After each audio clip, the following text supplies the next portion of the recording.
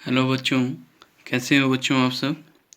एक बार फिर से बच्चों, हमारा जो लास्ट हम टॉपिक कर रहे थे that is the development of dicot embryo, उसी टॉपिक को आज हम आगे फर्दर कंटिन्यू करेंगे। तो आप मेरे सामने ये डायग्राम बनी हुई देख रहे होंगे। तो लास्ट लेक्चर में हमने यहाँ तक डाइकॉट एम्ब्रियो का स्ट्रक्चर जो था वो स्टडी कर लिया था कि जो जाइगोट हमारे पास डेवलप हो रहा था at after going through various division, जो जाइगोट है उसकी हमारे पास globular embryo type of division जो है हमारे पास, वो यहाँ तक एम्ब्रियो जो है हमारे पास वो डेवलप हो चुका है।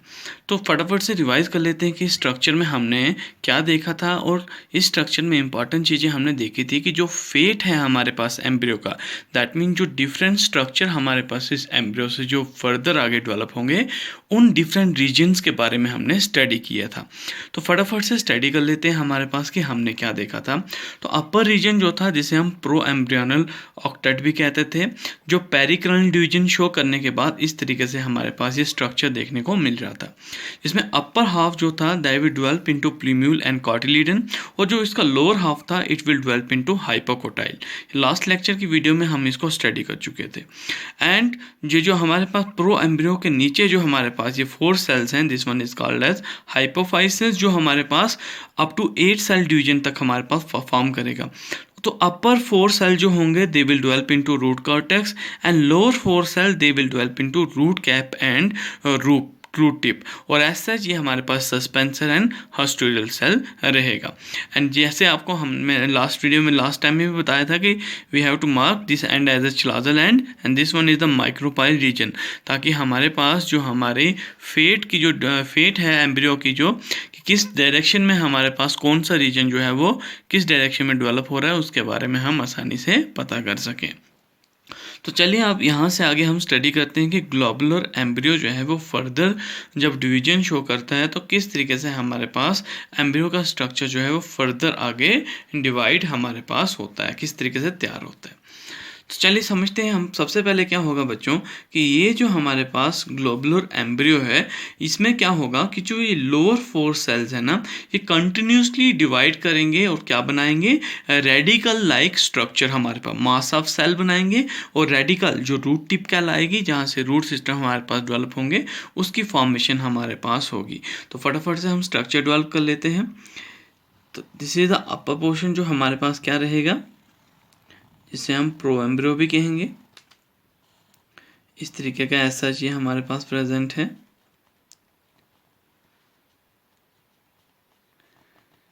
लोअर ये हमारे पास क्या रहेगा बच्चों, ये जो लोअर हमारे पास 4 सेल्स हैं, ये जो 4 सेल हमारे पास नीचे थे, दीज 4 सेल जो हाइपोफाइसिस के ये 4 सेल्स हमारे पास दिख रहे हैं, ये नीचे वाले 4 सेल क्या करेंगे बच्चों, ये कंटिन्यूसली डिवाइड करेंगे तो हमारे पास मास ऑफ सेल फॉर्मेशन हमें देखने को मिलेगी। तो मास ऑफ सेल फॉर्मेशन हमारे पास डेवलप होगी और साथ ही हमारे पास रूट टिप जो है, दैट मीन्स रेडिकल जो होगा वो यहाँ से डेवलप होना शुरू हो जाएगा। तो इस तरीके का स्ट्रक्चर जो है हमें देखने को मिलेगा, having mass of cell after the continuing division of these 4 cell that are present at the lower end of this hypophysis. अब इसी तरीके से जो अपर 4 सेल हैं बच्चों, वो भी क्या करेंगे, डिवाइड करेंगे और and they will form the cortical cells. तो कॉर्टेक्स रीजन हमारे पास रूट कॉर्टेक्स जो हैं वो हमारे पास कौन बनाएगा, जो अपर 4 सेल होंगे वो हमारे पास कंटिन्यूसली डिवाइड करके they will form the cortex. These 4 cell upper 4 cell these will continuously divide to form the root cortex, and lower 4 cell these will divide to form the radical like structure.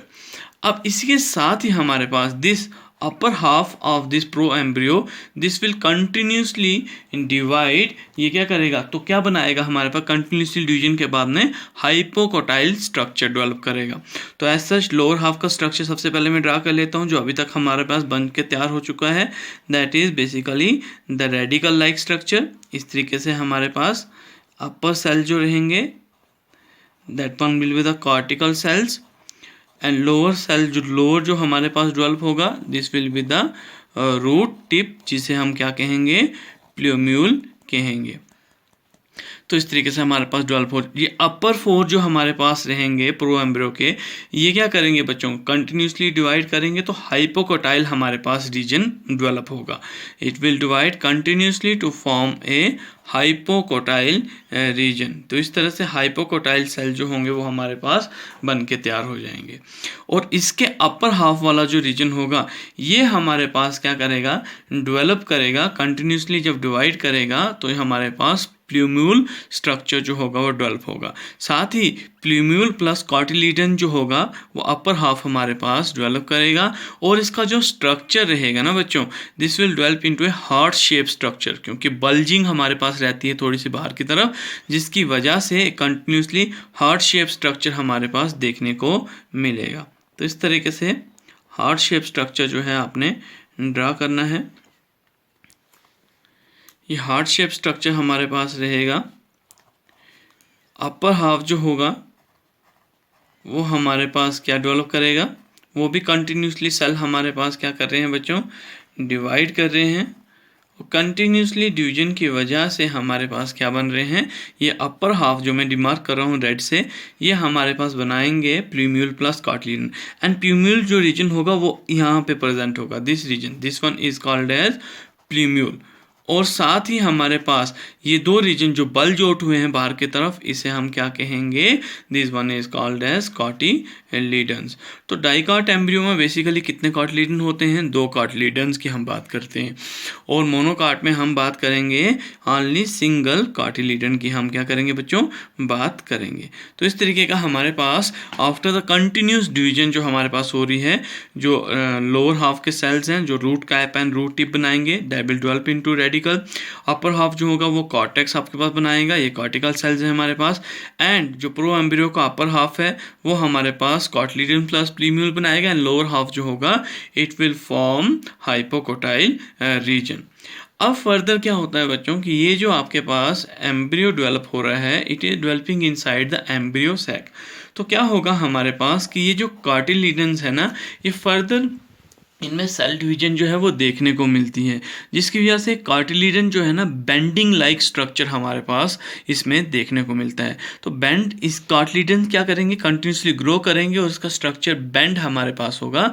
जो structure हमारे पास further embryo का develop होगा उसे हम horse shoe shape embryo का structure कहेंगे। इसमें further अगर हम बात करें तो this is the heart shape structure जो अभी तक मैंने बात की, जो अभी तक हमारे पास डेवलप हो चुका है। और यहाँ से क्या होगा बच्चों कि ये कार्टिलेजन जो हैं ये फर्दर आगे क्या करेंगे, डिवाइड करेंगे और इस तरह से बेंड डाउन करेंगे नीचे की तरफ। ठीक है, इस तरह से सेम ये भी रहेगा, ये भी कार्टिलेजन क्या करेगा, ग्रो करेगा और बेंड करेगा हमारे पास नीचे की तरफ। तो इस तरह से ये कार्टिलेजन्स की बेंडिंग जो है इनसाइड द एम्ब्रियो सैक हमारे पास देखने को मिलती है। तो ये कार्टिलेजन जो इस तरह से एम्ब्रियो का जो स्ट्रक्चर डेवलप हो रहा है, इसे हम क्या कहते हैं, this one is called as horse shoe shape structure. तो ये हमारे पास बेसिकली क्या रहती हैं बच्चों, एम्ब्रियो की डेवलपमेंट जो है वो देखने को मिलती है कि ग्लोबुलर एम्ब्रियो के बाद में हमारे पास जो डिफरेंट रीजन है वो कंटिन्यूसली किस तरह से डिवाइड करके फर्स्ट स्ट्रक्चर हमारे पास जो ये वाला स्ट्रक्चर आपके पास देखने को मिल रहा है, this is called as heart shape embryo, क्योंकि इसका स्ट्रक्चर की जो शेप रहती है वो सम हो एक हार्ट की तरह रहती है, जिसकी वजह से इसे हार्ट शेप एम्ब्रियो भी कहते हैं। And due to the further जो डिवीजन हमारे पास हो रही है किसकी, ये कार्टिलेजन्स की, जिसकी वजह से बेंडिंग हमारे पास देखने को मिल रही है और ये स्ट्रक्चर हमारे पास जो डेवलप हो रहा है इसे हम हार्ट शू शेप स्ट्रक्चर कहते हैं एम्ब्रियो का। अगर हम बात करते हैं बच्चों जो डाइकोट जो हमारे पास सीड रहता है, तो उस सीड का स्ट्रक्चर अगर हम देखें और उस सीड के स्ट्रक्चर में ये डिफरेंट रीजन्स को अगर हम डिटरमाइन करें कि कौन कौन से रीजन रहते हैं, तो आप कोई भी, जैसे आपके पास अगर पी प्लांट है उसका अगर आप सीड देखो तो उसके सीड के अंदर आपको कुछ इस तरीके का स्ट्रक्चर देखने को मिलेगा। जो सेंटर वाला रीजन जो हमारे पास रहता है बच्चों, सेंटर वाला रीजन उसे एम्ब्रियोनल एक्सेस कहते हैं। दिस रीजन को इसलिए हम क्या कहेंगे, एम्ब्रियोनल एक्सेस हम कहेंगे। और एम्ब्रियोनल एक्सेस के साथ में हमारे पास क्या होगा, दो कार्टिलेडन लाइक स्ट्रक्चर दोनों एंड से हमारे पास क्या होंगे बच्चों, प्रेजेंट होंगे। इस तरीके का हमारे पास सीड का स्ट्रक्चर जो है वो देखने को मिलता है। तो ये दोनों कार्टिलेडन जहाँ पे जिस पॉइंट पे ज्वाइन कर रहे होते हैं उस पॉइंट को हम क्या कहते हैं बच्चों, this one is called as cotyledonary node. इस रीजन को क्या कहेंगे हम, कार्टिलेडनरी